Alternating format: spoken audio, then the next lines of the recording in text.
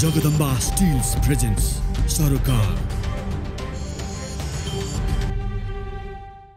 दर्शक नमस्कार, कार्यक्रम सरोकारमा स्वागत छ। म निमेश बन्जाडी।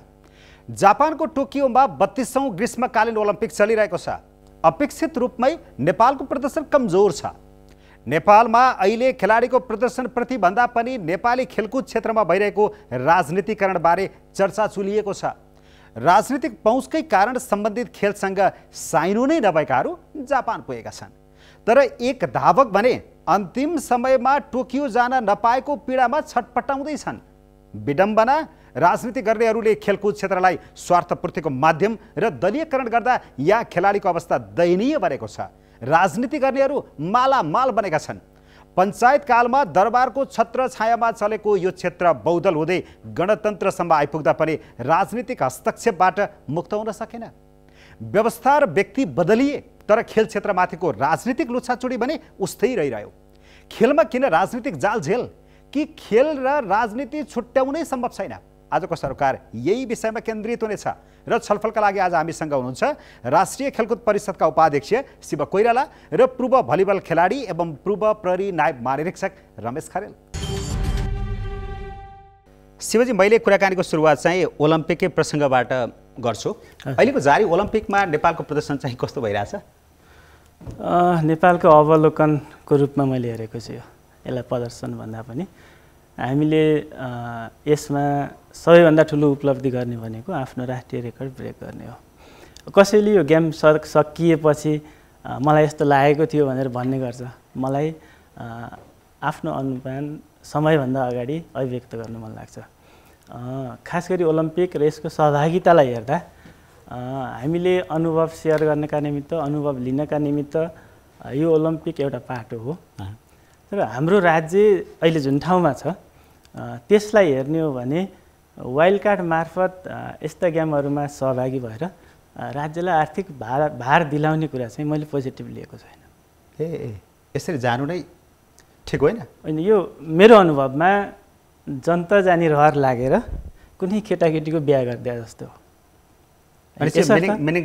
यसर्थ विवाह त्यो अवस्थामा हुन्छ जुन पात्रहरूले त्यो विवाह गरिसकेपछि आफ्नो जीविकोपार्जन गर्नका निमित्त योग्य ठहरिन्छन् वा सहज बाटाहरू पैदा हुन्छन्।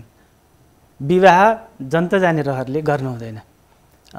ओलम्पिकको यात्रामा हाम्रो सहभागिता 5 जना खेलाडीलाई लिएर जुन जम्बो टिमले गरिरहेको छ, सारमा मैले त्यसलाई पोजिटिभ लिएको छैन। तथापि हाम्रा खेलाडीहरू जुन सहभागी हुनुभएको छ उहाँले आफ्ना राष्ट्रिय रेकर्डहरूलाई ब्रेक गर्ने प्रयत्न पनि गर्नुभएको छ।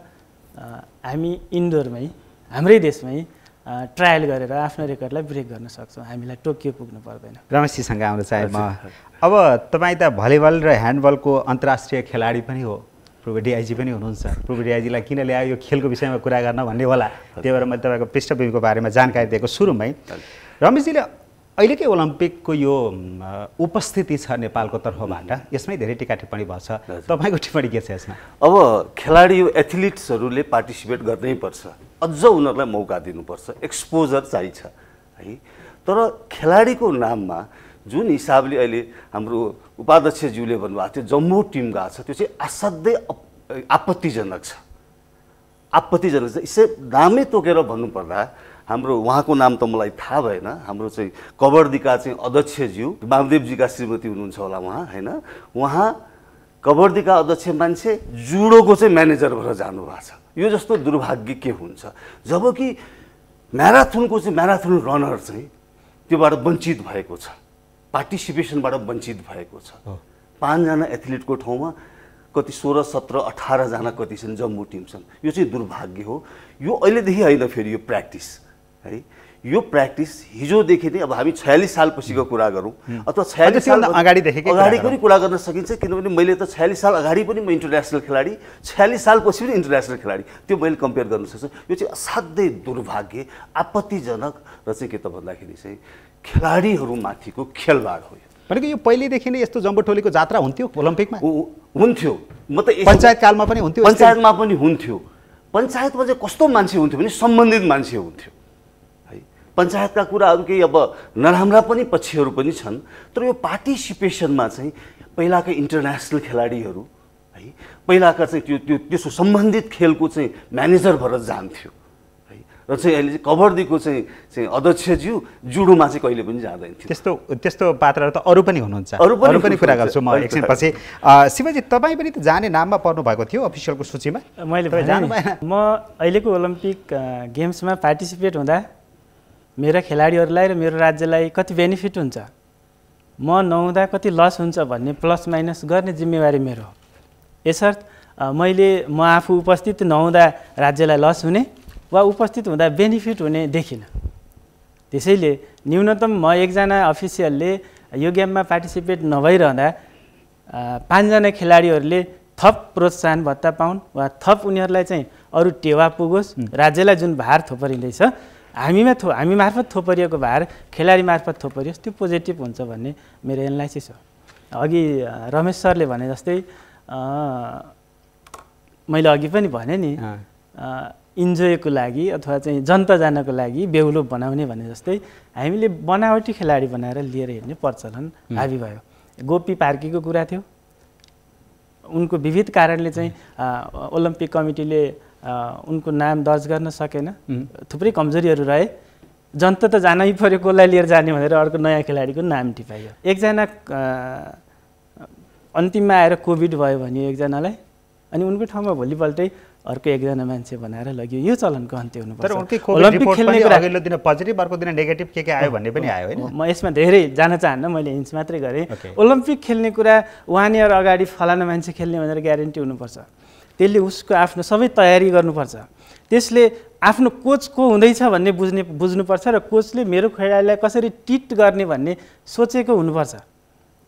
अघि सरले भने जस्तै कोचको विधा एउटा छ, स्टुडेन्टको खेलाडीको विधा अर्को छ, र उनीहरूको कम्बाइनेसन कस्तो हुन्छ, उनीहरूको युनिफाइड कस्तो हुन्छ, युनिफाइड टोलीले कुन परिणाम निकाल्छ भन्ने चाहिँ थुप्रै प्रश्नहरू उब्जिएका छन्। तथापि आजको युगमा, आजको समयमा हामीले यी गलत प्रवृत्तिहरूलाई हिट गर्दै फेरि पोजिटिभ सम्भव छ भन्ने इस्युलाई चाहिँ अगाडि बढाउनु पर्ने फेरि हाम्रो कर्तव्य। तर शिवजी, नियमनकारी निकायको उपाध्यक्ष तपाईँ हुनुहुन्छ, नियमनकारी निकाय तपाईँहरू हो, कसले गल्ती गर्छ कारबाही गर्ने, जे गर्ने हो व्यवस्थित गराउने तपाईँहरूले हो, तपाईँले नै यसरी गुनासो गर्दै हिँडेपछि त सुधार्छ कसले त्यहाँ? मैले यहाँलाई आज नयाँ अनुभूति के दिलाउँ भने, हाम्रो देशमा सत्तामा भइसकेपछि गलत चिजलाई पनि ठिक हो भनेर व्याख्या गर्नुपर्ने र विपक्षमा भइसकेपछि, सडकमा भइसकेपछि सत्तापक्षले ठिक गर्यो भने पनि गलत भन्नुपर्ने जुन प्रवृत्ति छ, हामी आजका युवाहरूले यसलाई तोड्नुपर्छ। म भएको ठाउँमा गलत छ भने त्यसलाई पहिचान गरेर हिट गर्न सकेँ भने त्यो ठाउँलाई मैले राम्रो बनाउन सक्छु भन्ने मेरो उद्देश्य पुरा हुनसक्छ। म जहाँ छु त्यो ठाउँमा ठिक छ भने त्यो ठिकलाई अझै कसरी द्रुत गतिमा अगाडि लाने, गुणात्मक गतिमा अगाडि लाने भनेर मैले सोच्न सक्छु। यसर्थ हाम्रो बहसमा गलतलाई ठिक भनेर आफ्नो भूमिकालाई टालटुल गर्ने प्रयत्न गरियो भने देश अगाडि बढ्दैन। मलाई मेरो पोजिसन सेफ गर्नु मात्रै छैन, मलाई मेरो देशको खेलकुद र मेला खेलाडीहरूको भविष्यको दिशा कोर्नु हो। तपाईँको यो असन्तुष्टि तपाईँको सदस्य सचिवसँग पोख्नुभयो, राख्नुभयो? यो विषयमा कसले? सदस्य सचिवलाई मैले असन्तुष्टि राख्ने र पोख्ने होइन, उहाँ परिषदको एउटा कर्मचारी हो, आवेदन दिएर आएको एकजना सदस्य हो। 37 जनाको बोर्डमा उहाँ अन्तिम सदस्य सचिव हो। उहाँले कार्यकारी भूमिका निर्वाह गर्ने हो। मन्त्रीले भने बमोजिम बोर्डको बैठक बोलाउने हो र मन्त्रीले दिएको आदेशअनुसार अरू बोर्ड सदस्यहरूलाई जानकारी पत्र गराउने अधिकार हो। मात्रै मलाई लागेको कारणले म उपाध्यक्ष भइसकेपछि 4 जना मन्त्री आउनुभयो, 1 जना मन्त्रीले पनि बैठक राख्ने प्रयत्न गर्नु भएन। हरेक बैठकमा, वेलकम प्रोग्राममा हरेक बैठकमा मैले बैठकको माग गरेँ, परिषदको बोर्डको बैठकको माग गरेँ। वेलकम प्रोग्राममा बोर्डका सदस्यहरूलाई लाने प्रचलन थिएन। मैले सबै बोर्ड सदस्यहरूलाई त्यहाँ लगेर समेत 100% बोर्ड सदस्यहरूले बोर्ड बैठकको माग गर्दा समेत बोर्ड बैठक राख्न सकिएन। नम्बर 1, त्यो नसक्नुको कारकको मन्त्रीज्यू र सदस्यज्यूको चाहनाको कुरा हो।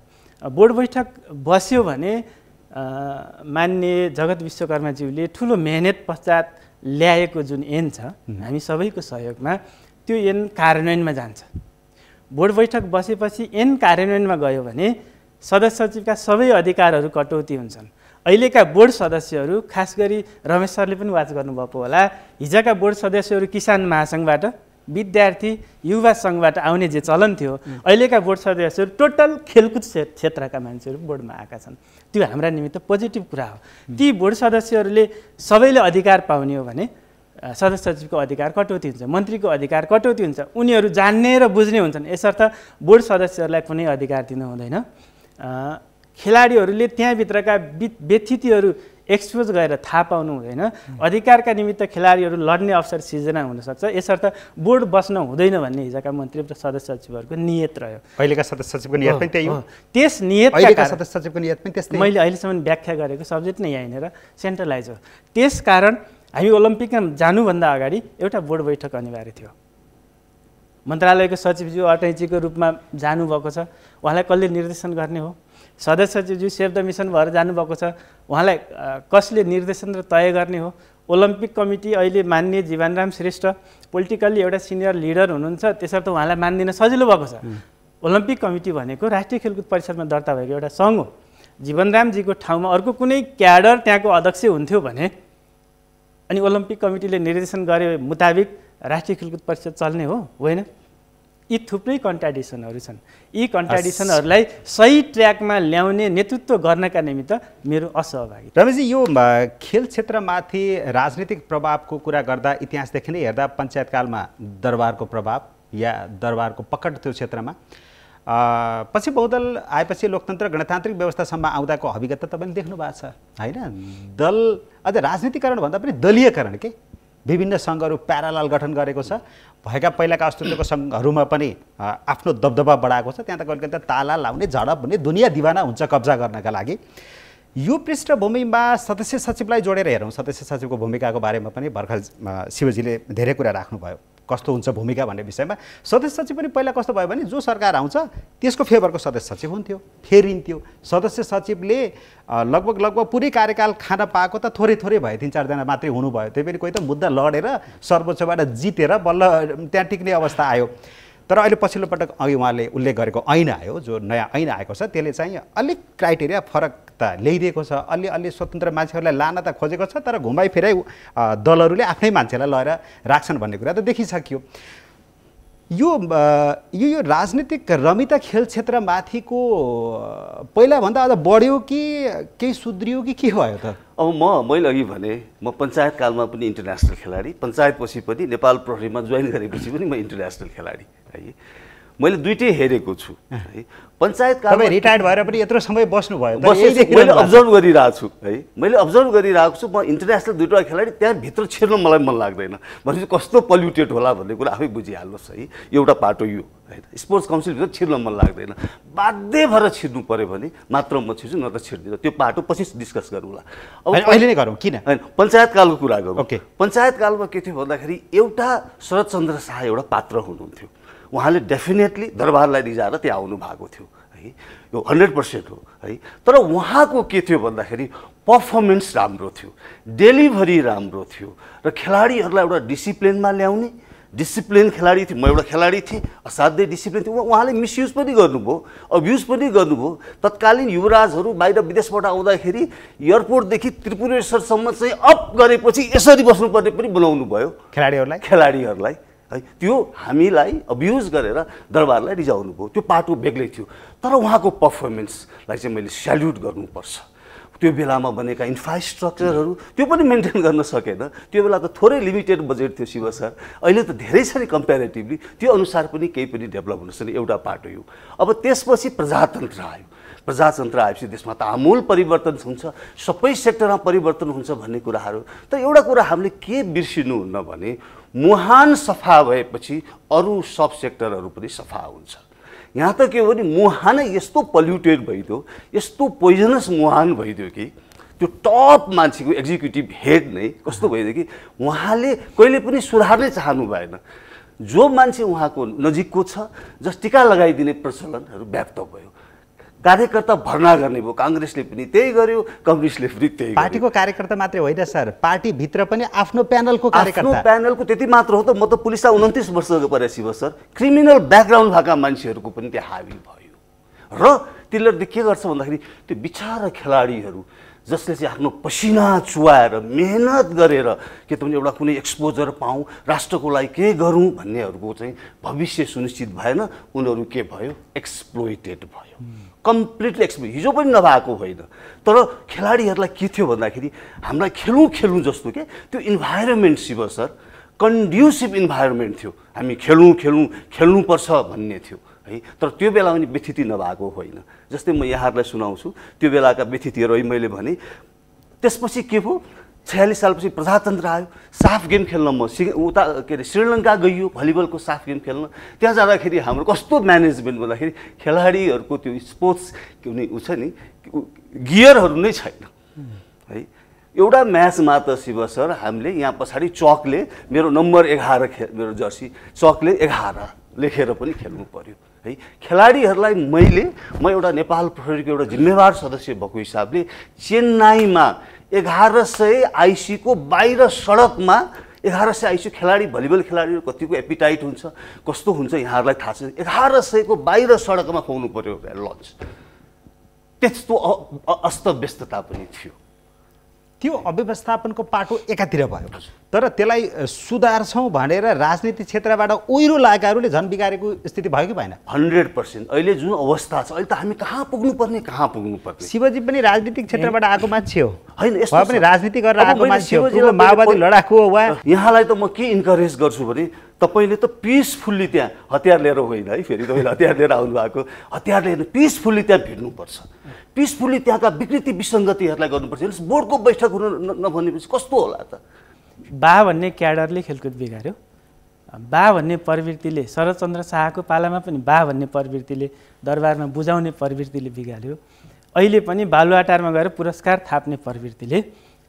शरदचन्द्र जस्तै सिलवाल चन्द्रहरू बने यसकारण खेलकुदले गति लिन नसकेको हो तथा नत्र शरदचन्द्र शाहको पालाको यिनलाई अहिले मान्य जगत विश्वकर्माले आफ्नो पार्टीभित्र आफ्नो प्रधानमन्त्री असन्तुष्ट हुँदाहुँदै अन्तिममा आएर आफ्नो मन्त्री पद गुमाउने स्थितिमा समेत उहाँले यिनलाई पारित गराएर छोड्नुभयो म उहाँलाई यहीँबाट उहाँ मेरो पार्टीको होइन उहाँका पोजिटिभ पहिलाको त पार्टी एउटै थियो अहिले छुट्यो उहाँका पोजिटिभ इस्युहरूको म प्रशंसा गर्न चाहन्छु खेल क्षेत्रमा जो प्रदूषण हुन खोजिरहेको छ सदस्य सचिव मेन कारक बन्दै हुनुहुन्छ भन्न खोजिरहनु भएको छ हो हिजोका सदस्य सचिवहरू विशुद्ध कुनै राजनीतिक नेताको खेलकुद परिषदभित्रका भौतिक संरचनाहरू बनाएर कमिसन खुवाउने ठेकदार थिए आजको सदस्य सचिवलाई त्यो गर्ने अधिकार यो ऐनले दिएको छैन तथापि हामी कहाँ रातारात लकडाउनमा अरू ठेकदारहरूले थाहा नपाउने गरी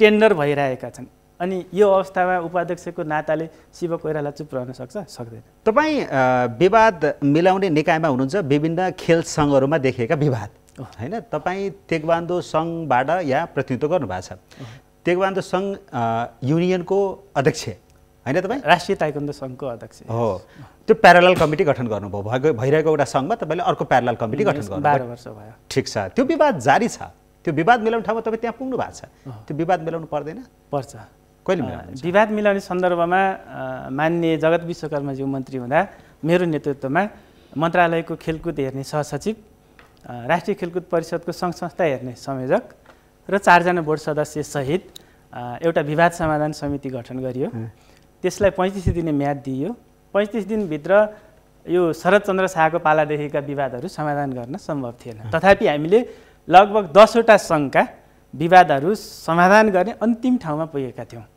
हामीले 35 दिनभित्र जे काम गऱ्यौँ जे सम्भावनाहरू छन् ती सबै रिपोर्ट मन्त्रीज्यूलाई बुझायौँ र यो विवाद समाधान समितिलाई दीर्घकालीन ढङ्गको समिति बनाएर अगाडि बढ्नुपर्छ यस्ता समस्याहरू सधैँ आउँछन् भनेर हामीले जगत विश्वकर्मा बाहिरिनु भयो खास यो ऐन ल्याएका कारणले बाहिरिनु भएको मैले अझै आज पनि त्यही बुझेको छु त्यसपछि दावा तामाङजी मन्त्री आइसकेपछि उहाँले तपाईको नेतृत्वमा सबै विवाद समाधान भइसकेपछि त मेरो पार्टी माइनस हुन्छ देयरफोर हाम्रो मन मिले पनि तपाईलाई दिइएको यो जिम्मेवारीमा अहिले म साइन गर्न सक्दिनँ भन्नुभयो त्यसपछि यो काम स्टप भएको छ सायद मलाई आशा छ अब खेलकुदभित्रका ती विवादहरू पनि समाधान गर्ने अब यो दिशातिर 12 वर्ष हामी जान अगाडि सक्छौँ। जुन तपाईँहरूले एउटा विवाद सृजना गर्नुभयो अर्कै सङ्गठन गरेर यहाँनिर तपाईँलाई पश्चाताप छ त्यति बेला तत्कालीन राखेपा सदस्य सचिव युवराज लामाले त तपाईँहरूको सङ्घलाई खेलकुद परिषदमा दर्ता गराएकोमा मेरो ठुलो गल्ती भयो त्यो मेरो कार्यकालको पश्चाताप छ भन्नुभएको छ तपाईँलाई छ कि छैन? यसो युवराजजीले के भने म त्यतातिर जान्न, उहाँ इस्यु वाइज आफ्नो अभिव्यक्ति दिने मान्छे हो। आज मैले के अभिव्यक्ति दिँदा मेरो लागि बेनिफिट हुन्छ भनेर उहाँले अभिव्यक्ति दिनुहुन्छ। उहाँले सायद 15 दिन अगाडि मैले एउटा ताइक्वान्डोको ग्रान्ड मास्टर ल्याएर उहाँलाई 7 डान दिएको थिएँ, त्यो फोटो हालिरहनु भएको थियो फेसबुकमा। सायद जरुरी थिएन होला, हैन? तपाईँलाई पश्चाताप छ कि छैन? म अहिले आज उपाध्यक्ष भएर बोल्दै गर्दा त खेलकुद क्षेत्रका समस्याहरू समाधान गर्नका निमित्त हामी अझै पनि एउटा चाहिँ विद्रोहीको रूप चाहिँ ग्रहण गर्नुपर्ने आवश्यकता छ भनेर बुझिरहेको छु भने म एउटा यङ खेलाडी हुँदाखेरि मैले मेरो अधिकार प्राप्त गर्ने किन लड्दिनँ? लडेँ, ठिक गरेँ, खेलकुदभित्र पनि क्रान्ति गर्नुपर्छ भनेर मैले सिकाएँ। यस्तै क्रान्तिले भ्रान्ति ल्याएको त छैन खेलकुद क्षेत्रमा फेरि? Presented by भनेर होइन बनेर नम्बर 1 यो हो जगदम्बा स्टिल्स। खरेलजी यस्तै क्रान्तिले भ्रान्ति ल्याएको त छैन खेलकुद क्षेत्रमा फेरि? यहाँ कस्तो छ भने सबै पोलिटिकल्ली छिरेका छन् हैन, पोलिटिकल एजेन्डा अनुसार पनि चलेका छन् हैन। तर उहाँले चाहिँ जुन अहिले स्टेटमेन्ट दिनुभएको छ, म उहाँलाई के एउटा चाहिँ अनुरोध गर्दछु नि, यसलाई इम्प्लिमेन्ट गरेर देखाउनुहोस् अनि हामीलाई विश्वास हुन्छ अनि हामीले ट्रस्ट जित्छौँ है। तपाईँलाई हाम्रो एकदम चाहिँ हाम्रो सपोर्ट पनि हुन्छ है। तपाईँको यदि राम्रो त्यो ट्र्याकबाट हिँड्नुभयो भने, हाम्रो राम्रो प्रोसेसबाट हिँड्नुभयो र राम्रो करेक्ट प्रोसेसबाट राम्रो रिजल्ट ल्याउनु भने हाम्रो सपोर्ट हुन्छ। तर यो हाम्रो यहाँ के देखिएको छ भने भन्ने एउटा गर्ने एउटा है। त्यस कारण यो अप्लाई तपाईँलाई पनि हुन्छ, तपाईँलाई पनि यो ठुलो च्यालेन्ज छ है। तपाईँले यसलाई चाहिँ सर्ट आउट गर्नै पर्छ है। त्यहाँ भएका विसङ्गति विकृतिहरूलाई, त्यो खेलाडीहरूलाई गरेको शोषण अन्त्य गर्नुपर्छ। अघि कमिसनको कुरा उहाँले ल्याउनु भएको थियो। कमिसन मैले अघि भनेको थिएँ सोर्स मुहानै कमिसनबाट चलेको छ। यहाँ त देशमा ठाउँमा पुगेका मान्छे सबै कमिसनरै कमिसनर, कमिसन नखाइकन त्यो पैसा नआइकन उनीहरूले केही पनि काम गर्दैन है। मैले सुनेको छु मभन्दा जुनियर खेलाडीहरू, म नेपाल प्रहरीमा हुँदाखेरि अरू मान्छेहरू एथलिटहरूले भने सर त्यो स्पोर्ट्स काउन्सिलमा त्यो स्पोर्ट्स काउन्सिलको पदाधिकारीहरूको है, भ्रष्ट पदाधिकारीहरूको आँखा नै के हुन्छ त्यो लेखामा हुन्छ। बाहिर पैसा दिनु पर्दाखेरि सुरुमै त्यहाँ कमिसन 20% हो कि 30% कमिसन त्यहाँ राखेर अनि दिइन्छ। खेलाडीलाई मैले अस्ति साफ गेममा हेरेँ, गएँ, आफ्नो त खेलाडी मान्छे हेर्नु पर्यो भनेको त्यो अफिसियलहरूलाई खेलाडीहरूलाई दिने ट्र्याक सुट अब त्यो ट्रान्सपरेन्ट हुनुपर्दछ सबैको सामु। यति खोइ प्रेस मिट भएको गेम सिद्धिसकेपछि इन्टरनेसनल यत्रो टुर्नामेन्ट यति खर्च भयो, यसमा यति खर्च भयो भन्ने आर्ट खोइ, त्यो इन्टिग्रिटी खोइ, त्यो विल पावर खोइ, त्यो ट्रान्सपेरेन्सी खोइ, त्यो खेलाडीप्रतिको अकाउन्टेबल खोइ, केही पनि छैन है। त्यस कारणले यो जबसम्म त्यो कमिसन तन्त्रको हाबी हुन्छ, भ्रष्टाचार यो कुशासनको हाबी हुन्छ, हामीले त्यहाँ खेलकुद मात्र होइन सबै सेक्टरमा है यो corruption is rampant, corruption has been institutionalize है, corruption is everywhere, it has been institutionalize है। त्यसले गर्दाखेरि जबसम्म त्यहाँ त्यो एउटा कमिसनको उहाँले गर्नुभयो त्यसको चाहिँ अन्त हुँदैन। राष्ट्रिय खेलकुदमा यति बेमान हुन्छ, त्यहाँ पैसाको खेलो कहाँ कसरी कति हुन्छ? अहिले झापामा एउटा कुनै रङ्गशाला बन्दैछ अरे, बनाउने रहर लाग्यो अरे पूर्व प्रधानमन्त्रीलाई, 4 अरबको चाहिँ बजेट हाल्दैनुहुन्छ अरे। उधारोमा लकडाउनभित्र राष्ट्रिय खेलकुद परिषदमा टेन्डर खुलेर एकजना कोही ठेकदारले पारेछ, मलाई ज्ञान छैन। उपाध्यक्षलाई ज्ञान नभई राष्ट्रिय खेलकुद परिषदमा लकडाउनको अवधिभित्र टेन्डर खुल्छ र कुनै ठेकदारले उधारोमा ठेक्का पार्छ, जबकि राष्ट्रिय खेलकुद परिषदमा पैसै छैन भने त्यसलाई हामीले कसरी बुझ्ने हैन? भविष्यमा पैसा पाउलास्, भविष्यमा तैँले लैजालास्, मेरो कार्यकालमा कमिटमेन्ट पुरा गरौँ भन्ने उद्देश्यले राष्ट्रिय खेलकुद परिषद चल्यो। यसलाई ठिक ठाउँमा ल्याउन जरुरी छ। ठिक ठाउँमा ल्याउने एउटै उपाय हो यसको बोर्ड बैठक बस्नु पर्यो। बोर्ड बैठक बसिसकेपछि कुनै एउटा सदस्यले सङ्घ संस्थाको जिम्मा लिनु पर्यो, कुनै एउटा सदस्यले एउटा कमिटी बनाएर यो ठेक्का टेन्डरको जिम्मा लिनु पर्यो, कुनै एउटा सदस्यले कमिटी बनाएर सिङ्गल होइन कमिटी बनाएर सबै संरचनाहरूको जिम्मा लिने हो भने एकले अर्कालाई करेक्सन गर्ने र एकले अर्कासँग तर्सिने स्थिति सिर्जना हुने हो भने मसँग कोही डराउनु पर्ने भयो भने र कोहीसँग म डराउनु पर्ने भयो भने त्यहाँ गलत कम हुन्छ वा गलतलाई न्यून गर्दै लान सकिन्छ। यसको आवश्यकता भनेको बोर्ड बैठक हो, यसको आवश्यकता भनेको टोटल बोर्ड क्रियाशील हो, यसको आवश्यकता भनेको रमेशजीलाई जन्न दिन्छु म अझै। रमेशजी यो त्यति सजिलो छ कमिसनको खेल त्यहाँ खेल क्षेत्रभित्र? प्रशस्त छ, सजिलो छ, असाध्य। अब किन अब यहाँ के छ भने मैले भने नि यो एक्सेप्टेड भइसक्यो है, कमिसन खाने कसले हेर्ने? भागभन्डा झन्डा बोकेर चाहिँ त्यो चाहिँ एन्टी करप्सन उसमा चाहिँ कमिसनमा चाहिँ भागभन्डामा चाहिँ मान्छे जान्छन्। उसले त के उहाँले त के गर्ने? त्यो कमिसनले के अरे सिआइएले त के गर्छ? मैले नामै गरेर भने होइन, सिआइएले त के गर्छ भने सम्माननीय प्रधानमन्त्रीजीको आदेश लिएर मात्र कारबाही अगाडि बढाउँछ। यसलाई कारबाही गरौँ कि नगरौँ भन्ने। अब जस्तै उहाँले भन्नु नि 4 अरबको डोजरमा खर्च, त्यो चाहिँ सम्माउनेमा खर्च है, जुन ट्रान्सपरेन्ट पनि छैन है, जुन चाहिँ उहाँहरूले चाहिँ सबैको सामु यति खर्च गर्दैछु, न इन्टरनल अडिट न केही जे पाए त्यही मन परी है। अनि उहाँहरूले के गर्नुभएको छ? सबै चाहिँ अनकन्स्टिट्युसनल्ली सबै ठाउँमा आफ्ना मान्छे छिराइसक्नु भएको छ र जति गरे पनि यो इम्प्युनिटी भन्छ नि, दण्डहीनता चाहिँ उहाँहरूले निम्ताउनु भएको छ। भनेपछि राजनीतिक क्षेत्रबाट पार्टी सङ्गठनबाट यो खेलकुद क्षेत्रमा ओहिरो लाग्नुको कारण चाहिँ यो एउटा मुख्य कारण हो। एउटा यो हो। अर्को के हो भने चुनावको बेलामा त हामी त के गर्छौँ, मसल एन्ड मनी छ नि हाम्रो चुनावमा त। यहाँ त छन् है, यहाँ त करातेका जुडोका खेलाडीहरू त मसल हुन्छ नि, तिनीहरूलाई एक्सप्लोइट गर्ने पनि छ। हो, त्यहाँ त एउटा भर्ना केन्द्र बनाइएको छ, भर्ना गरिएको छ। उनीहरू त के गर्यो? त्यो अन्न पानी खाएपछि त त्यो जसले भर्ना गरेको थियो एउटा अनुशासन हुन्छ, मान्नुपर्ने। उसले भने त मान्नु पर्यो होइन। त्यो थोरै मान्छे मात्र हुन्छ जसले अपोइन्टमेन्ट गर्यो, त्यसले दिएको इलिगल अर्डरलाई नो भन्ने मान्छे नेपालमा थोरै मात्र हुन्छ। अनि सर यो एकैछिन यो खेलकुद क्षेत्रमा जो राजनीतिक लो प्रोफाइलबाटै मान्छे छिर्नुहुन्छ, तर उहाँको बिस्तारै राजनीतिक क्षेत्रमा पनि ग्रुम हुन्छ कि यता खेलकुद क्षेत्रमा पनि उहाँले आफूलाई अपग्रेड गरिरहनुहुन्छ, प्यारालली राजनीतिमा त्योभन्दा बढी हुन्छ कि यो कनेक्सन कस्तो हो? यो कस्तो हो भने खेलकुदमा त उहाँहरूले टाइमै दिनुहुन्न। यो त लन्चिङ प्याड हो उहाँहरूको, खोइ टाइम दिएको खोइ कहाँ? उहाँ त खोइ एसोसिएसनहरूलाई खोइ कन्ट्रोल। यहाँ एसोसिएसन यस्तो भद्रगोल छ, जुन एसोसिएसनले कुनै गेम पनि गर्दैन त्यसको चाहिँ अध्यक्षहरू छन्, त्यसका मान्छे चाहिँ एनओसीमा छन्, जुनको गेमै हुँदैन यहाँ है।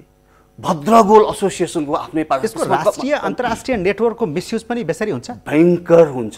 खेलाडीको स्वार्थको लागि हुँदैन, आफ्नो व्यक्तिगत स्वार्थको लागि हुन्छ। अब यो आफ्नो राजनीतिक भर्याङ चढ्नको लागि अहिले हेर्नुहोस् न, अहिले त्यत्रो मान्छेको जम्मू छ नि, त्यो के को लागि? एनओसीको भोट ब्याङ्क तयार गर्नको लागि भइरहेको छ मैले बुझेअनुसार।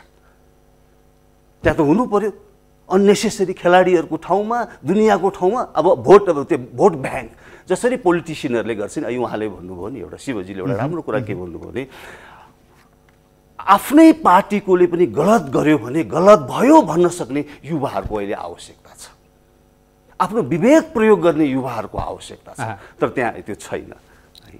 अनफर्चुनेटली के हुन्छ, भोट ब्याङ्कको हिसाबले जसरी पोलिटिकल पार्टिजहरूले कुनै भोट ब्याङ्कको हिसाबले युज गरे हुन्छ नि होइन, नेसनल स्वार्थभन्दा आफ्नो स्वार्थ ल्याएर नि ठ्याक्क त्यो हिसाबले भएको छ। तपाईँको मैले हिजो बेलुका मात्रै फेसबुकको आइडी खोजेर प्रोफाइल हेरेको थिएँ। हजुर, तेक्वान्दोको ड्रेस लगाएको फोटो राख्नु भएको छ। अनि तपाईँले त्यहाँ के लेख्नु भएको छ भने त्यो डिस्क्रिप्सनमा प्रोफाइलको पोलिटिसियन लेख्नु भएको छ क्या होइन, खुल्लमखुल्ला तपाईँ पोलिटिसियन भनिरहनु भएको छ।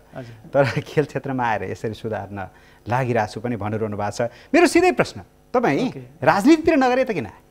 पोलिटिक्स सही ढङ्गले लागू नभएर खेलकुद बिग्रेको हामीले बुझ्न कानेर पर्यो भने मन्त्री पोलिटिसियन हुने हो, राइट? गैर पोलिटिसियन मान्छे मन्त्री हुँदैन। भयो भने गलत हुन्छ। तपाईँ मलाई यस्ता क्वेसन पनि सोध्नु होला भन्ने अपेक्षा गर्छु। कोही गैर पोलिटिसियन मन्त्री भएको छ भने गलत भयो। तपाईँ खेलकुद क्षेत्र के सुधार्नको लागि आउनुभएको? मैले यत्रो आवाज राखिरहेको छु नि, म भोलिबाट रिटायर हुनलाई मैले आवाज राखेँ होइन। मैले यो खेलकुदलाई म उपाध्यक्ष त म एउटा समय अवधिभित्र मात्रै होला, तथापि म नेपाली राजनीतिमा वा नेपाली राजनीतिको खेलकुदलाई नेतृत्व गर्ने ठाउँमा भइरहन्छु, लामो समय हुन्छ।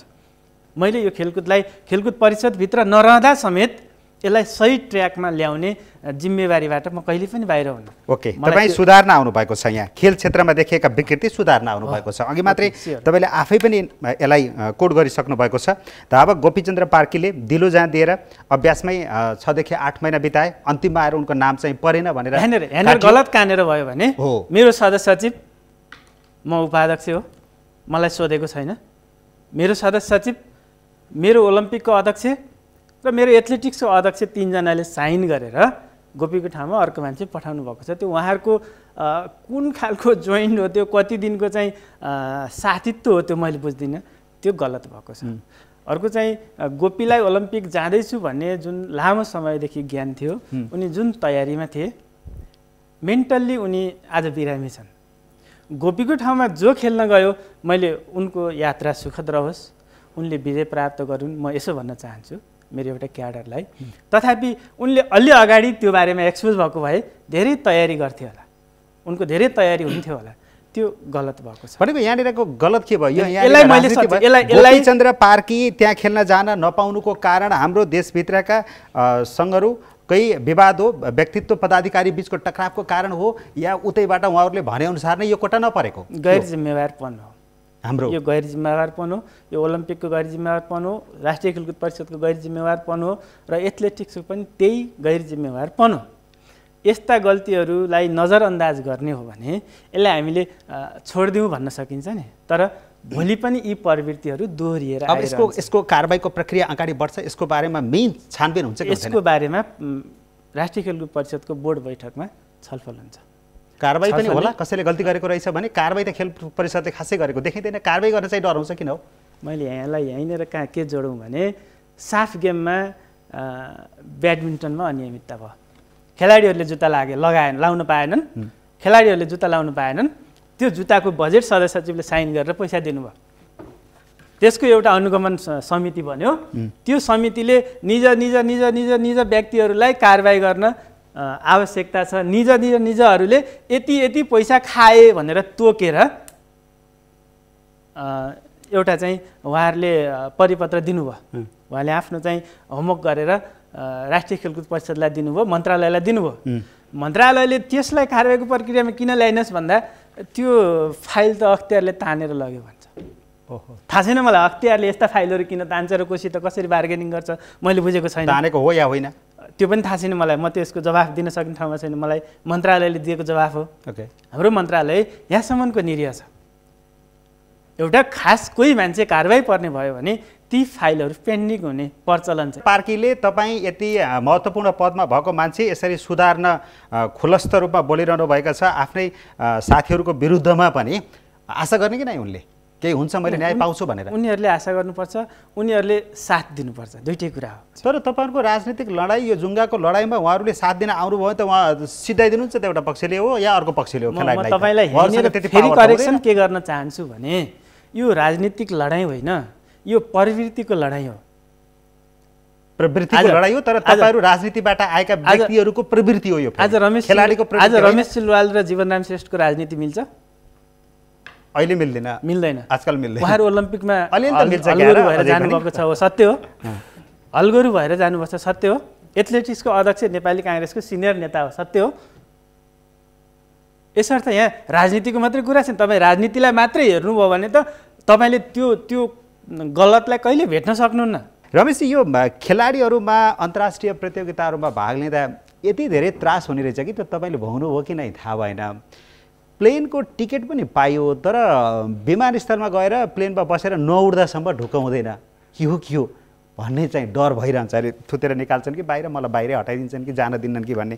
त्यति मात्र नभएर कतिसम्म भयो भने अन्तर्राष्ट्रिय प्रतियोगिताका लागि सिलेक्सन पनि भयो, बन्द प्रशिक्षण पनि अर्कै देशमा लगेर गरिएको छ। जस्तो 14को कुरा गर्नु छ भने दक्षिण कोरियामा भएको 17औं एसियाली खेलकुदको बन्द प्रशिक्षणमा बसेर कोरिया खेल्न गएका 2 खेलाडी नै त्यहाँ खेल्न पाएनन् क्या, अर्को टिम गइदियो। अब पार्कीजीको कुरासँग म जोड्दैछु, खेलाडीको यो दशा के मान्छेहरूलाई खेलाडीहरूलाई खेल्नु यो इन्ट्रिन्सिकल्ली ऊ मोटिभेटेड हुने अवस्था सिर्जना गर्नुपर्छ। गोपीचन्द्रजीको हेर्नुहोस् त हालत। मैले गोपीचन्द्रजीको मैले बुझेअनुसार मैले राम्रोसँग बुझ्न पाएको छैन, टेक्निकल्ली पनि अहिले चाहिँ म्याराथनमा चाहिँ त्यो टाइमिङ दिएको हुन्छ, यति टाइमिङभित्र परेकालाई मात्र क्वालिफाइड हुने भन्ने पनि छ जस्तो लाग्छ मलाई। हाम्रो शिव सरलाई बढी थाहा होला है, त्यो टेक्निकलको कारणले पनि हो कि अथवा के कारणले मलाई थाहा भएन। र्याङ्किङ अपलोड गरिदिएनौँ हामीले, ओलम्पिक कमिटीले उहाँको र्याङ्किङ, उहाँको टाइमिङ सबै चिज चाहिँ बेलामा जे सूचना दिनु पर्थ्यो त्यहाँ चुक्यो। त्यो एउटा पाटो हो। अर्को एउटा के छ भन्दाखेरि यो म युनाइटेड नेसन्समा काम गर्दाखेरि रेस्पेक्ट फर डाइभर्सिटी भन्ने हुन्छ। सबैले पार्टिसिपेट, हामी त सबै क्वालिफाइड अब भनौँ न, हाम्रो त कतिपय कुराहरूमा त उनीहरूले यो देश पनि पार्टिसिपेट गरोस्, पार्टिसिपेटको लागि पार्टिसिपेट गरोस् भन्ने पनि हुन्छ उनीहरूको एउटा है, एउटा के भन्छ टेक्निकल एउटा युनिभर्सियालिटीको कुराहरू पनि आउँछ, मलाई त्यस्तो लाग्छ। र त्यो हिसाबले पनि हाम्रो एथलिटहरू चाहिँ के त भन्दाखेरि हामीले मेडल जित्नको लागि त हाम्रा कोही पनि गएनन्, तर एउटा एक्सपोजरको हिसाबले गएको। अहिले मैले सुन्दै गोपीजी अहिले मेन्टल्ली डिस्टर्ब हुनुहुन्छ भन्ने कुरा सुन्दाखेरि रमेश सर यसको जिम्मेवारी लिन्छ कसले? त्यो त जिम्मेवारी बाबा रेस्पोन्सिबल त हुनु पर्यो नि। ओहदामा बसेपछि बरु ओहदामा बस्दै नबस्ने, त्यो कुर्सीमा बसेपछि त रेस्पोन्सिबल त हुनु पर्यो नि। शिव सरलाई मैले अनुरोध, अब यहाँले भन्नुभयो खेलाडी मेन्टल्ली डिस्टर्ब हुनु भएन, खेलाडीको भविष्य सुनिश्चित हुनु पर्यो, खेलाडीलाई हामीले मोरल हाई गर्नु पर्यो, खेलाडीलाई एजुकेसन पनि सँगसँगै साइमल्टेनियसली। मैले देखेको छु शिव सर, म खेलाडी हुँदाखेरि हाम्रो भलिबलमा 12 जनामा, ह्यान्डबलमा धेरै जसो मेजोरिटी मान्छे पढे लेखेका थिएनन्। अन्डर एसएलसी ऊ थियो। हामीले चाहिँ के गर्यो, सर्टेन मान्छेले चाहिँ साइमल्टेनियसली खेललाई पनि समात्यौँ, पढाइ पनि समात्यौँ। अब हामीले एउटा प्लानिङ पनि अहिले एजुकेसन पनि कसरी सँगसँगै दिने, उसको लाइफ कसरी सेक्योर गर्ने, भविष्य कसरी सेक्योर गर्ने। ए बाबा गर्न सक्दैन, यस्ता इन्टरनेसनल मेडल विनर्सहरूलाई चाहिँ सरकारी उसमा चाहिँ बिए पास गर्नेलाई इन्सपेक्टर बनाउन सकिँदैन, आइए पास गरेर सेकेन्ड लेफ्टिनेन्ट दिन सकिँदैन। त्यसको त्याग तपस्यालाई हेरेर लोकसेवा त भन्ला, लोकसेवा छ, र तैपनि हामीले कुनै एउटा बाटोबाट चाहिँ शाखा अलिकति बनाउन सकिँदैन उसको पोटेन्सियल। त्यसमा पनि हामीले एउटा चाहिँ सर्ट टर्म लङ टर्म प्लानिङहरू पनि हामीले गर्नुपर्छ। जीवन जिउने आधारै देखिएन बाबा। पदाधिकारी मोटाएका छन्, जिल्ला हुँदै गएका छन्, खेलाडी चाहिँ खेउटे भएर कहाँ कसरी परिवार पाल्ने, परिवार मात्रै होइन आफ्नै जीवन कसरी धान्ने हुन्छ भने पसिना चुहाएका छन् है। राष्ट्रको लागि त्यो झन्डा चाहिँ इज्जत, राष्ट्रको इज्जतको लागि चाहिँ उसले सम्पूर्ण त्याग गरेको छ। हामी त अलिकति चाहिँ भनौँ न बच्चैदेखि काठमाडौँमा पढेकोले पढ्नु पनि पर्छ भन्ने हिसाबले पढेर हामीले यो अहिले पोजिसनमा आयौँ। तर मेजोरिटीहरू के छ भने एजुकेसन छैन शिव सर। अब यो हामीले चाहिँ यहाँले चाहिँ के त भने जब शिव हाम्रो चाहिँ उसलाई पनि गोपीजीलाई पनि तुरुन्त काउन्सिलिङ गर्नु पर्यो है, काउन्सिलिङ गरेर उसको चाहिँ मेन्टल्ली डिस्टर्बलाई त्यसमा पनि हामीले ध्यान दिनु पर्यो। राजनीति कतै न कतै जोडिएला, खेलकुदमा पनि जोडिएला कहीँ न कहीँबाट होइन।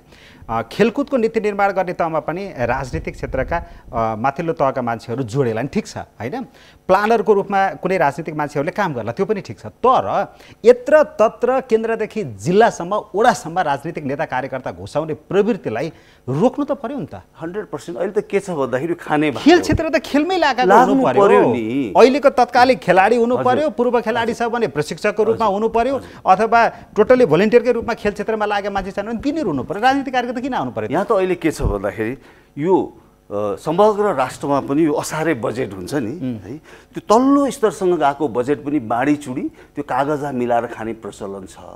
अहिले पनि स्पोर्ट्स काउन्सिलको बजेट पनि कनिका छरे जस्तो छर्ने छ। डोजरलाई क्या डोजरसम्म हुनेमा बजेट पठाएको छ, तीकै उहाँहरूकै कार्यकर्ता उहाँहरूकै भोट ब्याङ्कहरूले के गर्छ मिलाएर खान्छ है। दुर्भाग्य यी सबै कुराहरू अन्त्य कुन बेला सम्भव हुन्छ? जब लिडर इफेक्टिभ हुन्छ। इफेक्टिभ लिडरमा विल पावर हुन्छ, इन्टिग्रिटी हुन्छ, ट्रान्सपरेन्ट हुन्छ, अनि ठिक हुन्छ। सदस्य सचिव ठिक भइसकेपछि त सदस्य सचिवले त्यो फोकस चाहिँ लेखा समितिमा लेखामा मात्र नगर्ने र सबैको चाहिँ मोनिटर गर्ने हो भने, त्यसमा ध्यान दिने हो भने के हुन्छ? यो सम्भव छ। सदस्य सचिव ठिक हुनको लागि त कसैको पकेटबाट ननिस्केको हुनु पर्यो नि त। एउटा कुराहरूको चाहिँ तर यहाँ त फेरि टिपेर राखिन्छ, टिका लगाइन्छ है। उहाँलाई टिकै लगाएको अहिले खुल्ला प्रतिस्पर्धाको देखाउन थालियो, टिकै लगाएको यसो हेर्दा खुल्ला प्रतिस्पर्धा देखाइयो। त्यो एउटा कमिटी पनि गठन गर्यो, खेलकुदका सचिवहरू को त्यो रिम गुरुबाट चाहिँ के एउटा बहिनी इन्दिरा बहिनीको टिम पनि गठन गरियो। तर के भने टिकै हो त्यो, लगभग को सदस्य सचिव बन्छ भन्ने पहिले थाहा हुन्छ। एकदम टिकै है। पहिलाको तत्कालीन प्रधानमन्त्री केपी शर्मा ओलीज्यूले टिकै लगाएको भयो अब उहाँले अब उहाँलाई म भन्छु शिवजी पनि एउटा खेलाडी पनि ब्याकग्राउन्ड रहेछ, उहाँको एउटा पोलिटिकल पनि ब्याकग्राउन्ड हो, उहाँ आउनुभयो, उहाँले चाहिँ के भन्छ म चेन्ज ल्याउँछु भनेर यत्रो हामी 3 करोड नेपालीहरूको अगाडि बढ्नुपर्छ। तर टिका लगाए तापनि उहाँहरू त पर्फर्म त गर्नु पर्यो नि, ठाउँ त छ, डेलिभर त गर्नु चाह्यो भने त पर्यो सकिन्छ। नि, खेलाडीलाई एक्सप्लोइट त गर्न पाइएन नि। साफ गेममा त्यत्रो चाहिँ अरबौं रुपियाँ आयो, उहाँले के प्रेस मिट गर्नुभयो, आउ त्यो चाहिँ समीक्षा गर्नुभयो, खेलको समीक्षा उहाँहरूले गर्नुभयो, आम चाहिँ आइओसीले के अरे नेपाल ओलम्पिक कमिटीले गर्यो, यति खर्च भयो, यसमा यो खर्च भयो, यो भयो, हाम्रो कमी कमजोरी यो भयो, कहिले अहिलेसम्म इन्टरनेसनल टुर्नामेन्टबाट आएर कहिले चाहिँ ट्रान्सपरेन्ट हिसाबमा चाहिँ प्रेसको सामु कहिले उहाँले एउटा दिनुहुन्छ होला, प्रेस वक्तव्य के दिनुहुन्छ होला होइन शिव सर। यस्ता रङ प्र्याक्टिसेसहरूलाई के गर्नुपर्छ, हामीले अन्त्य गर्नुपर्छ। त्यो चाहिँ एउटा मैले सधैँ भन्ने गरेको छु, डाइरेक्सन, डेडिकेसन, डिटर्मिनेसन, डिसिप्लिन र डेडलाइन 5D छ नि, 5D चाहियो। 5D मा चाहिँ अडिक हुनु पर्यो। उहाँले यो यस्तो यङ मान्छे हुनुहुन्छ, मैले पहिलोपटक भेटेँ उहाँले अहिले पनि डेलिभर गर्न सक्नु भएन भने अनि सिद्धेन उहाँको। अब उहाँले पनि आफ्नो पार्टीमा राजनीतिक भर्याङ चढ्ने थलोको रूपमा मात्र यसलाई प्रयोग गर्नुभयो, यहाँ भएका नेटवर्कहरूलाई प्रयोग गर्नुभयो। के भनौँ, कमिसनको कुरा उठाइरहनु भएको छ, त्यो त भन्न त मिलेन शिवजीलाई, कसैलाई पनि प्रत्यक्ष रूपमा त भन्न मिलेन। तर यस्ता खेलाहरूमा लाग्नुभयो भने त खेल क्षेत्र त त्यही ओह्रालो लाग्यो, त्यही रसातलमा। प्रेजेन्टेड बाई भनेर होइन बनेर नम्बर 1, यो हो जगदम्बा स्टिल्स। पौडीको व्यवस्थापक बनेर बक्सिङ सङ्घको अध्यक्ष, सुटिङ खेलको व्यवस्थापकमा फेन्सिङ सङ्घको अध्यक्ष, जुडो व्यवस्थापकको रूपमा तेगवान्दो सङ्घका अध्यक्ष र कबड्डी सङ्घको कुरा त आयो, उहाँ चाहिँ अर्कोमा जानुभएको छ। यो बाहेक विकृति अर्को के थियो भने ती अफिसियलको ठाउँमा हाम्रा लेजेन्ड पूर्व खेलाडीहरूलाई पठाइदिएको भए होइन, कुनै राम्रो खेलाडीको कोही परिवारलाई लगिदिएको भए, सदस्यलाई लगिदिएको भए होइन, फिजियो मनोचिकित्सकहरू छन्, त्यो कस्तो भाइब आउँथ्यो होला के। यो खेल क्षेत्रमा सम्भावना छ साथी हो होइन, म पुरानो खेलाडी भए पनि मलाई राष्ट्रले सम्मान गर्यो, ओलम्पिकमा पठायो, ओलम्पिकमा जाने कुरा त सानो कुरा त होइन, त्यही भएर त यहाँ लुसाचुडी छ। यस्तो गर्न सकिँदैन किन सर? यही बखतमा टेक्निकल्ली हाम्रो चाहिँ गोपीजीलाई पठाउन नसकेको ठाउँमा उहाँलाई पनि जाऊ मोनिटर गरेर आएको भए मेन्टल्ली डिस्टर्ब त हुँदैन, गएर हेरेर आउला, ठिकै छ, अर्को पटक तयारी गरौँ। इन्करेज हुन्थ्यो उसले आफ्नो चाहिँ अहिलेको रिकर्डलाई ब्रेक गरेर चाहिँ त्यो जुन उनीहरूको चाहिँ क्राइटेरिया मिनिमम रेकर्ड त्यो अनुसार जान सक्थ्यो, अझ पर्फर्म राम्रो गर्न सक्थ्यो। अब त्यो सोचै छैन है हजुर। यहाँ त कसरी मौका पाउने, कसरी लुट्न सके लुट कान्छा, अरू देशमा पाइँदैन, नेपालैमा छुट भन्ने एउटा गीत थियो नि हजुरको, त्यो पनि ब्यान गरायो हजुरको। सत्य त कुरा यहाँ बोल्नै हुँदैन, सत्य बोल्ने बित्तिकै त्यो त के हो, त्यो त अब यति मरि हत्या गरेर गएका पदाधिकारीहरू पनि ठिकै छ, ओलम्पिकको राम्रो अब्जर्भ गरेर भोलि बिहानका लागि विभिन्न लेसनहरू लिएर आए त ठिकै थियो, त्यही पनि छैन। उहाँले त्यो चाहिँ नहुने होला, कहाँ घुमघाम हुने होला, सपिङ हुने होला। हजुर कबड्डीको चाहिँ अध्यक्षले अब यहाँ चाहिँ जुडोको के ब्रिफिङ गर्ने, उहाँहरूले त ब्रिफिङ गर्नु पनि हाम्रो कमजोरी यो हो, अब हाम्रो स्ट्राटेजी यो हो, लङ टर्ममा हामीले यसरी कन्टिन्युटी दिनुपर्छ। कोच भने यति इम्पोर्टेन्ट, कोच भने पिलर हो स्पोर्ट्सको। यहाँ अहिले मैले देखाएको छु शिव सर, अहिले 40-42 जना चाहिँ विशिष्ट प्रशिक्षकहरू चाहिँ रिटायर भए है, उहाँहरूको ठाउँमा रिप्लेस छैन, तिनीहरूलाई रिफ्रेसमेन्टै छैन। कोचहरू जान्छन्, हाजिर हुन्छन्, उनीहरूलाई काम दिन सकेका छन् स्पोर्ट्स काउन्सिलले। काम दिन नसकेपछि त्यो खिँदै जान्छ, उसलाई त तिखार्दै लानु पर्यो, रिफ्रेस गर्दै लानु पर्यो। रवि, यो कुराको विरोध तत्त खेल सङ्घबाट फेरि विरोध चाहिँ किन हुन सक्दैन? जस्तो पौडीको ठाउँमा अर्को जानुभयो, जुडोको ठाउँमा अर्कैको अध्यक्ष जानुभएको छ, यो कुराको त्यही यो कस्तो छ भने चाहिँ विरोध गर्दैन, खेलाडीहरूले विरोध गर्न सक्दैनन्। म पनि थिएँ, मैले पनि त्यो विकृतिहरू त देखा होइन, मेरो पालामा नि विकृतिहरू, म खेलाडी पञ्चायतकालाई नि देखेँ, उ गरेँ। पछि प्रहरीमा आएपछि चाहिँ मैले श्रीलङ्कामा विरोध गरेँ, श्रीलङ्का म खेल्दिनँ, यो चाहिँ के अरे चक लगाएर नम्बर त्यो चाहिँ टी सर्टै नभएको, गियरै छैन, स्पोर्ट्स गियर, म खेल्दिनँ भन्दाखेरि हात जोडेर सदस्य सचिवले, यो उहाँको नाम पनि थाहा छैन, आउनै पर्यो ल आउनुहोस्। खेलाडीले विरोध गर्दैन किन भन्ने यहाँको क्वेसन जे छ, त्यस कारणले राष्ट्रिय ताइक्वान्दो सङ्घ जन्मेको हो।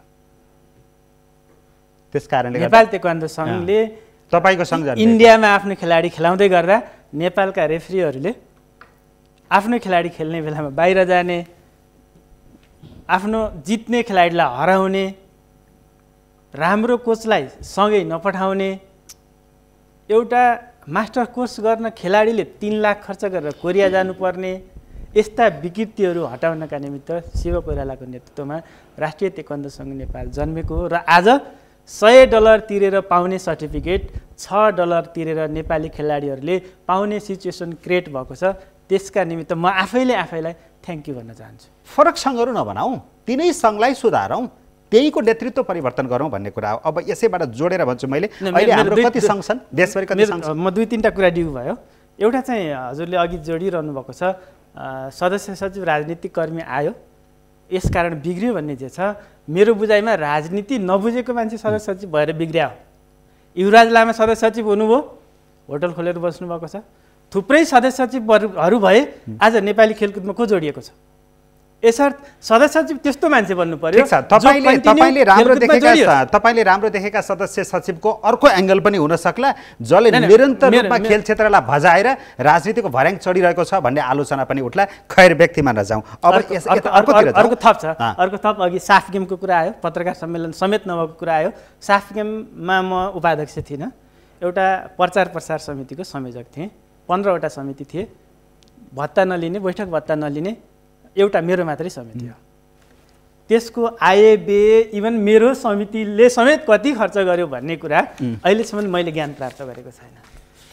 राष्ट्रिय खेलकुद परिषदको बोर्ड बैठक बस्यो भने यिनी सब्जेक्टहरू उठ्छन्, यिनी सब्जेक्टहरू उप छानबिन गर्ने एउटा कमिटी बन्छ, देयरफोर बोर्ड बैठक बस्न सक्दैन।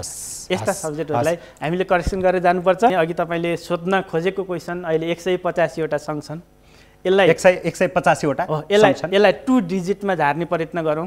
कोही रिसाउँछ भने पनि त्यसको नेतृत्व म गर्छु।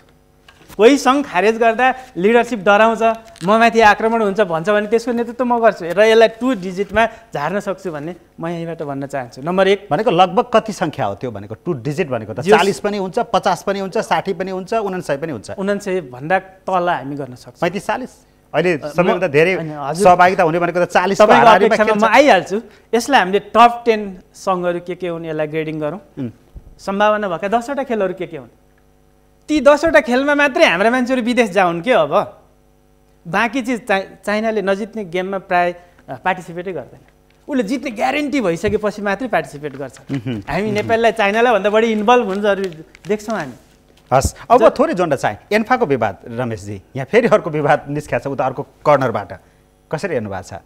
अब सबै राजनीतिकले होइन, अब त्यहाँ कोचले पनि राजनीति गर्न थाले जस्तो मलाई अनुभव भएको छ है। त्यहाँ कोचले पनि पोलिटिक्स गर्न थाले है। अब यहाँ चाहिँ दुर्भाग्य के हो भने जेमा पनि पोलिटिक्स, अहिले भन्नु नि उहाँले पोलिटिक्स त छिर्यो, पोलिटिक्समा पनि त्यो आफ्नो स्वार्थको लागि, आफ्नो हितको लागि, आफ्नो गुट उपयोगको लागि के भयो त्यो पोलिटिक्स प्रयोग भयो है। अब योभन्दा बढी मैले एन्फामा भित्र छिर्न सकेको छैन, तर त्यहाँ पनि एउटा चाहिँ कोच समेत पोलिटिक्स गर्न थाल्यो भन्ने मैले बुझेँ। अब यता क्रिकेटतिर आउँ, त्यहाँ पनि त्यस्तै देखिन्छ, त्यहाँ पनि गाईको विवाद देखिन्छ। प्रशिक्षक यो अलमुताइरीले जो आरोप लगाउनु भयो फुटबलतिर, त्यहाँबाट यता आएर क्रिकेटतिर हेऱ्यौँ भने पूर्व कप्तान पारस खड्का र पूर्व खेलाडी अमीर अख्तर बिचको विवाद पनि फेरि बेसरी बाहिर आइरहेछ।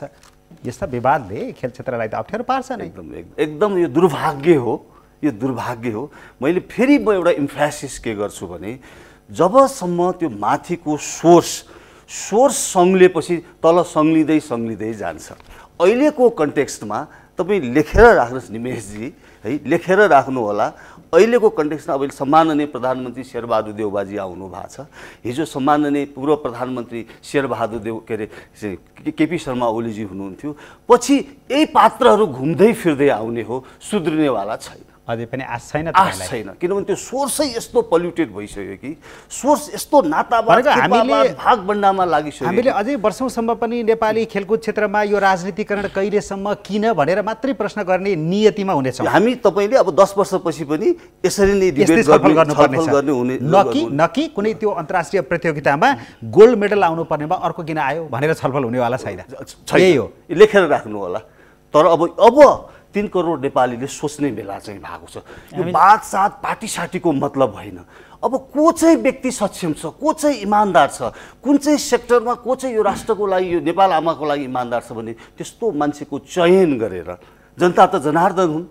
ठिक छ रमेशजी, तर यो भनिरहँदा राजनीति र खेलको पनि सम्बन्ध चाहिँ दरिलो देखिन्छ है इतिहासमा। अन्तर्राष्ट्रिय राजनीतिमा हेर्नुभयो भने, अन्तर्राष्ट्रिय मञ्चमा हेर्नुभयो भने पनि यसलाई ट्र्याक टु डिप्लोमेसीका रूपमा पनि लिने गरिन्छ नि त, साहित्य खेल क्षेत्रलाई पनि। केही उदाहरण हेरौँ न थोरै रेफरेन्सका रूपमा। भारत पाकिस्तान सम्बन्ध चिसिएका बेलामा तत्कालीन भारतीय प्रधानमन्त्री अटल बिहारी वाजपेयीको क्रिकेटको निम्तामा पाकिस्तानका तत्कालीन राष्ट्रपति परवेज मुशर्रफको भारतको महाली यात्रा त खेल डिप्लोमेसी हो भनेर जानियो। अब शीत युद्धताका दुई देश, खास गरी दुई ध्रुव चीन के अरे रसिया र अमेरिका बीच चर्किएको विवादका बेलामा मस्कोमा भएको ओलम्पिक अमेरिकाले बहिष्कार गर्ने, अमेरिकामा भएको ओलम्पिक चाहिँ रुसले बहिष्कार गर्ने खेल पनि हुन्थ्यो। त पछि दक्षिण कोरियामा भयो, त्यहाँ सबै आए, फेरि टाकटुक राजनीति पनि मिल्यो, विश्व राजनीति नै मिल्यो। यस्तरी पनि त देखिन्छ राजनीति र खेल क्षेत्र। यसलाई मिलाउन नसक्या त होइन नेपालमा? होइन, यो त यसको तन्तु जोड्न नसक्या त हो, नसकेकै हो। यो त यस्तो चिज हो, खेल त मतलब खेलमै फोकस गरौँ, त्यो पोलिटिक्स, यो पोल्युटेड पोलिटिक्सतिर नलागौँ अहिले। जब सुध्रिन्छ, जब सङ्लो हुन्छ त्यसपछि गरौँला। यो खेल त यस्तो खेल हो कि यसले त यो त राष्ट्रियता, आफूको चाहिँ भातृत्व एउटा यस्तो विकास गर्छ। जब नेपालको चाहिँ T20ले चाहिँ कम्पिट गरिरहेको थियो त्यो बेला हेर्नुहोस् त, सबै नेपालीहरू सडकमा, म काठमाडौँको इन्चार्ज थिएँ, सडक जाम थियो। यसले यस्तो चाहिँ एउटा राष्ट्रियता, एउटा आफूमा चाहिँ भाइचाराको सिङ्गो देशलाई एकैपल्ट खुसी दिन सक्ने यही खेल त हो। र मैले के गर्नु पर्यो, त्यहाँ चाहिँ गाडी डाइभर्ट गर्नु पर्यो, त्यसलाई सम्मान, त्यसको उहाँहरूको सेन्टिमेन्ट, इमोसनलाई बुझेर गाडी नै डाइभर्ट गर्नु पर्यो। त्यो त यस्तो चिज हो क्या यो खेल भन्ने कुरा। तर यसलाई के गरिएको छ, त्यसलाई सिरियसली लिएको छैन। यो खेल हेर्नुहोस् त, सन्दीप लामिछानेले दिल्ली उसबाट खेल्दाखेरि हामीलाई कति गौरव हुन्थ्यो। आइपिएल खेल्दाखेरि कति गौरव हुन्थ्यो। खोइ बुझिएको त्यो त अहिले क्रिकेटको कुरा गर्नुभयो, अहिलेसम्म त्यो इन्टरनेसनल स्ट्यान्डर्डको चाहिँ हेर्न लायकको स्टेडियम केही बनेको छ 40 वर्षमा? कि हामी कहाँ पैसाको कमी हो? पहलमा बनाउन पर्ने धर्म सुन्तलीले गर्ने पर्ने हो र सरकार बेखबर जस्तो हुन्छ, अथवा यो बनाउनु पर्छ भन्ने जस्तो ठान्दैन। हेर्नुहोस् त, तराईमा अहिले केटाहरू, युवाहरू, हामीले त सक्षम युवाहरू बनाउनु पर्ने छ, एकदम अनुशासित युवाहरू। यो खेलकुदबाट मात्र सम्भव छ मैले देखेको। हेर्नुहोस् त, अहिले सबै ड्रग्समा लागेका छन्, विकृति विसङ्गति छ। यो खेल यस्तो चिज हो कि ठाउँ ठाउँमा इन्फ्रास्ट्रक्चर डेभलप गरेर, अझ मैले भन्ने गरेको छु, यसलाई न्युट्रल ग्राउन्ड बनाउनु पर्छ।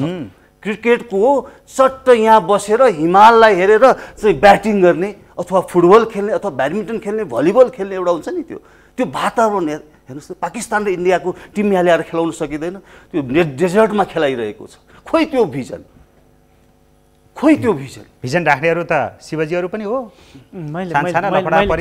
मेरो अहिलेसम्म फर्स्टदेखि यहाँसम्म यहाँसँग एउटा विषयमा मात्रै असहमति कहाँनिर छ भने खेलकुदमा अझै राजनीति पुगेन। प्रधानमन्त्रीले खेलकुदमा बजेट कति हाल्नुपर्छ भन्ने जानेनन्। शेरबहादुर देउवाले खेलकुद बुझ्नुभयो भने, सायद खेलकुदमा राजनीति अलिअलि छिराउन खोज्नुभयो भने यो अहिले 0.9% बजेट जिएछ खेलकुदमा। यसलाई चाहिँ 1%, 2%, 3%मा लैजानुहुन्छ, त्यो खेलकुदका लागि पोजिटिभ हो। यसर्थ शेरबहादुरले, प्रचण्डले खेलकुद बुझुन् वा खेलकुदमा राजनीति गर्न खोजुन् भन्ने चाहना गर्नु पर्यो। उहाँहरूलाई यहाँतिर डोराउनु पर्यो। सबैभन्दा अन्तिमको मान्छेलाई खेलकुद मन्त्री बनाउने चलन छ, यसर्थ खेलकुदमा राजनीति पुगेन। गृह र अर्थमन्त्री बनाउने मान्छेलाई खेलकुदमा पठाऊ भन्नु पर्यो हामीले।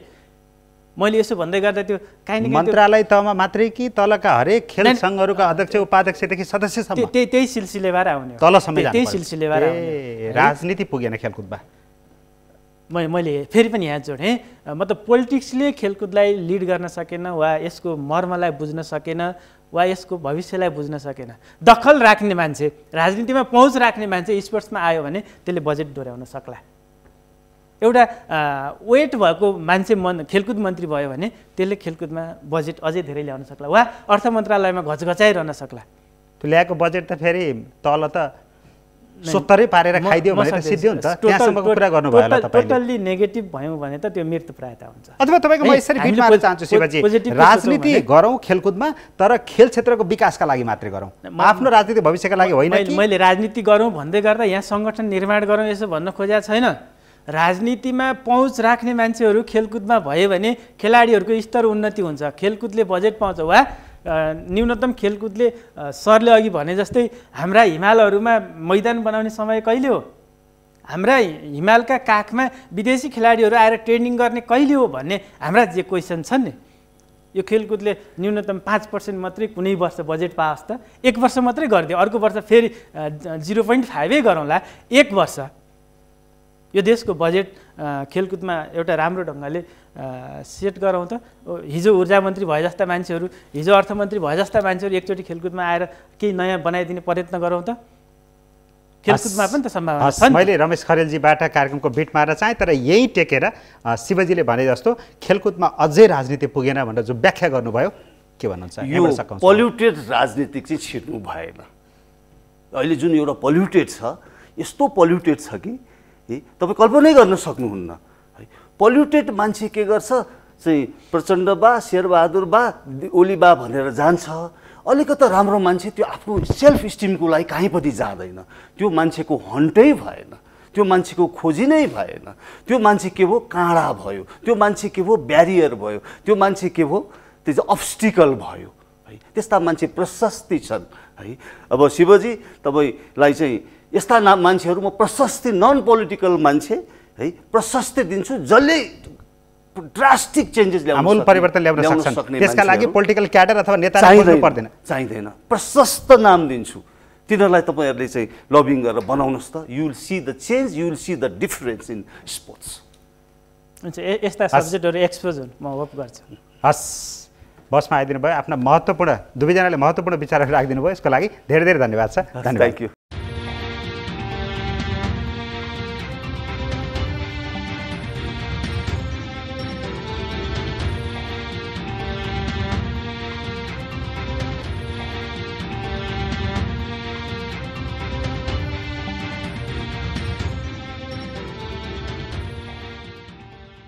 Presented by